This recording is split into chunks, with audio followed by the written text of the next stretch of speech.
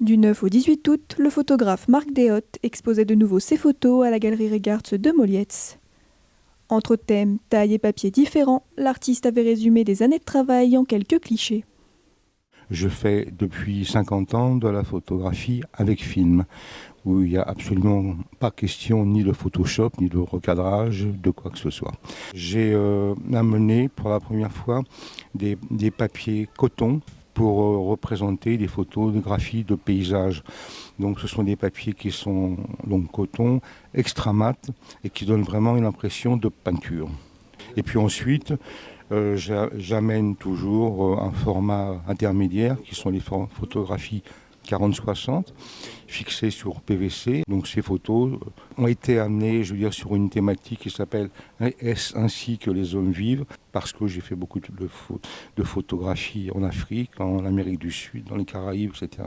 J'ai à ces moments-là, pendant ces voyages, photographié beaucoup de gens au travail, l'enfant à l'école, de gens dans toutes les circonstances. Et puis après, j'ai d'autres photographies, parce que j'ai toujours fait beaucoup de photos sur les murs de nos cités, c'est ce qu'ils nous racontent, ce qu'on peut voir, ce que notre imaginaire va nous dire.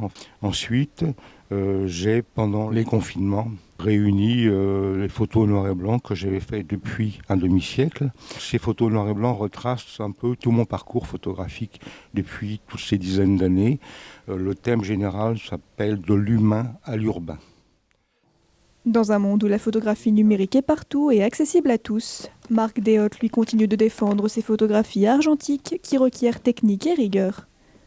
L'art analogique ou argentique, effectivement, a plus que sa place dans le sens qu'il y a de plus en plus de gens qui reviennent à la photographie avec film, parce qu'on se rend compte qu'effectivement, sur la longévité, la pérennité des choses, la photographie argentique, comme une peinture, peut être éventuellement une œuvre d'art. Je veux dire, ce n'est pas uniquement quelque chose qu'on fait avec son téléphone en faisant clic-clic-clac et en effaçant tout le soir et en recommençant le lendemain. Ça n'a plus rien à voir. L'artiste a déjà repris la route de nombreuses autres expositions partout en France, en attendant patiemment de pouvoir commencer de nouveaux projets photographiques. Pour l'instant, c'est difficile d'avoir les projets. Moi, j'ai toujours eu des projets avec les voyages, mais j'ai suffisamment effectivement de travail en avance, de photographie en avance pour monter effectivement des scénarios.